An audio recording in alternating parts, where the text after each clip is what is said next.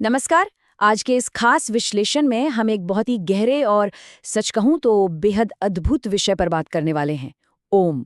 सनातन दर्शन को अगर आप करीब से देखें तो ओम सिर्फ कोई साधारण शब्द या मंत्र नहीं है, बल्कि ये वो मूल स्रोत है, वो आधार है जहां से सारी ईश्वरीय शक्तियों और इस पूरे ब्रह्मांड ने आकार लिया है।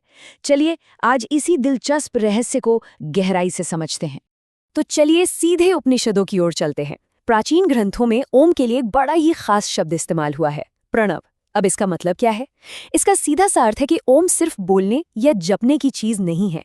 ये अस्तित्व का वो सबसे पहला स्पंदन है, वो आदि नाद है जिससे ये पूरा ब्रह्मांड प्रकट हुआ। मतलब हर एक चीज की शुरुआत बिल्कुल यहीं से हुई है। आज की इस चर्चा को हमने कुछ इस तरह से बांटा है। पहले हम ब्रह्मांडीय आदि नाद को समझेंगे, फिर त्रिमूर्ति यानी अ उ म के प्रतीकवाद पर बात करेंगे, उसके बाद प्राकृतिक तत्वों की प्राण शक्ति, फिर मंदिर परंपराओं में इसकी गूंज और आखिर में बात करेंगे परम ब्रह्मांडीय रहस्य की। तो शुरुआत करते हैं हम हमारे पहले भाग से, ब्रह्मांडीय आदिनाद यानी इस पूरे ब्रह्मांड का सबसे मूल स्पंदन। अगर हम ऋग्वेद की बात करें तो उसमें एक बहुत ही कमाल की बात कही गई है। अग्नि को तो हम सब जानते हैं, देवताओं का मुख माना जाता है, लेकिन क्या आप जानते हैं कि उस शक्तिशाली अग्नि की अपनी जो चेतना है, उसका जो प्रकाश है, वो भी सीधे ओम की शक्ति से ही आता है। सोचिए, अग्नि जैसी प्रचंड शक्ति का आधार भी यही नाद है। और यहाँ पर चीज़ें और भी ज़्यादा दिलचस्प हो जाती हैं। हमारे जो प्राचीन ग्रंथ हैं वो अलग अलग देवताओं के वाद्य यंत्रों को ओम की ही तरंगों के रूप में देखते हैं। भगवान शिव के डमरू की डमडम हो, श्री कृष्ण की बांसुरी की वो मीठी तान हो, देवी सरस्वती की वीणा हो, या फिर भगवान नारायण के शंख की गूंज। ये कोई अलग अलग ध्वनियाँ नहीं हैं, ये सब उसी एक ओम के विशाल महासागर की ही अलग अलग लहरें हैं। अब बढ़ते हैं हमारे दूसरे विषय की तरफ, त्रिमूर्ति, और इसमें अ उ म का जो गहरा प्रतीकादवाद है, यानी इन दिव्य अक्षरों का विश्लेषण। मांडुक्य उपनिषद ओम की संरचना को बहुत ही शानदार तरीके से समझाता है। अगर आप ओम को तोड़ें तो इसमें 3 अक्षर आते हैं, अ, उ और म, और ये तीनों सीधे तौर पर ब्रह्मांड को चलाने वाले 3 मुख्य कार्यों और देवताओं से जुड़े हैं। अ का मतलब है सृष्टि यानी ब्रह्मा जी, उ से पालन यानी भगवान विष्णु, और म का अर्थ है संहार, जिसका प्रतिनिधित्व भगवान शिव करते हैं। इसका सीधा सा मतलब ये हुआ कि पूरी की पूरी त्रिमूर्ति इस एक छोटे से ओम के भीतर ही समाई हुई है। तो अब एक बड़ा सवाल उठता है, ग्रंथों में लिखी गई ये गहरी बातें, या कहें तो ये लौकिक आवृत्ति, हमारी इस भौतिक दुनिया में जिन्हें हम देख या छू सकते हैं, उनके लिए प्राण शक्ति के रूप में कैसे काम करती है? चलिए इसे समझते हैं। यही सवाल हमें ले जाता है हमारे तीसरे हिस्से पर, प्राकृतिक तत्वों की प्राण शक्ति, जिसे हम ब्रह्मांड की श्वास भी कह सकते हैं। हिंदू पुराणों में स्पष्ट बताया गया है कि यही वो मूल ध्वनि है जो प्रकृति की सबसे बड़ी प्राण शक्ति है। पुराणों में अलग अलग प्राकृतिक तत्वों को विशिष्ट देवताओं से जोड़ा गया है ना? जैसे सूर्य प्रकाश और अग्नि है, वरुण जल है, वायु हमारी जीवन शक्ति है, और पृथ्वी हमें स्थिरता देती है। लेकिन पुराण एक बहुत बड़ा दावा करते हैं।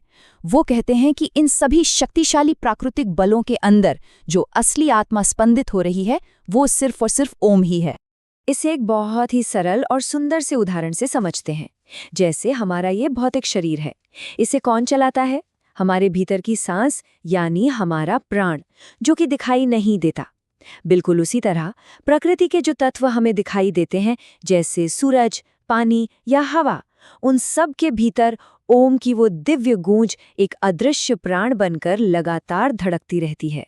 इसी बात को भगवद गीता में भगवान श्री कृष्ण ने बहुत ही स्पष्ट तरीके से कहा है।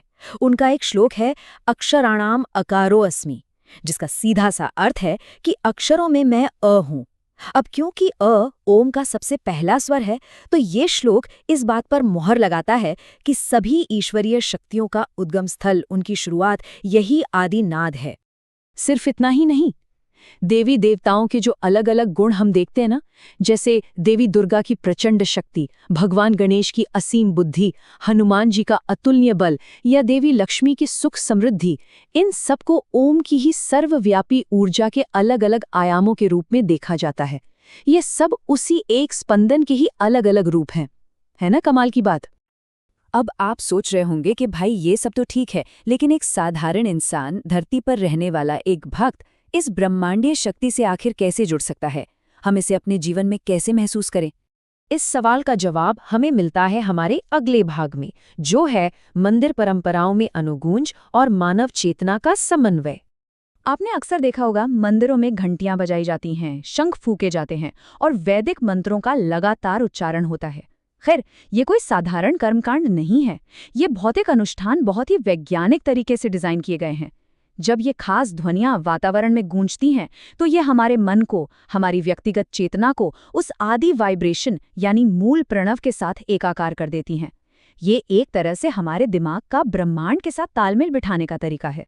और अब हम आते हैं आज की चर्चा के आखिरी और सबसे महत्वपूर्ण भाग पर, परम ब्रह्मांडीय रहस्य यानी अद्वैत वास्तविकता।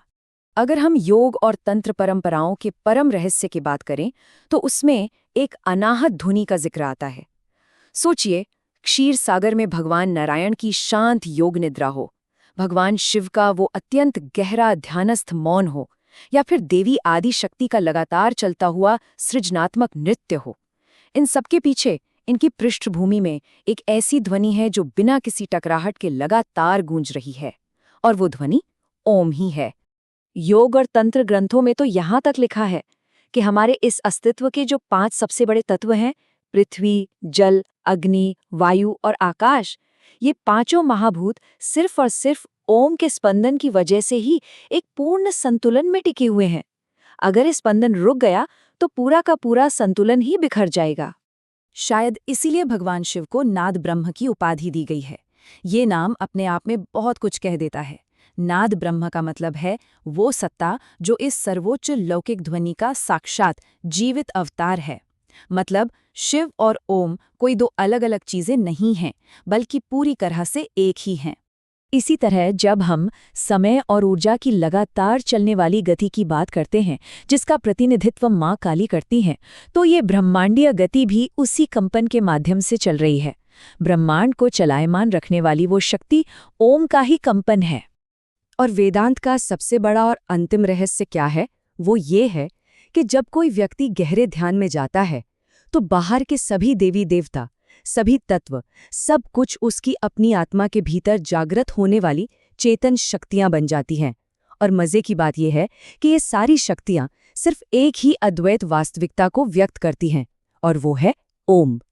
तो इस विश्लेषण को समेटते हुए मैं आपके सामने एक बड़ा सवाल छोड़ना चाहूंगा।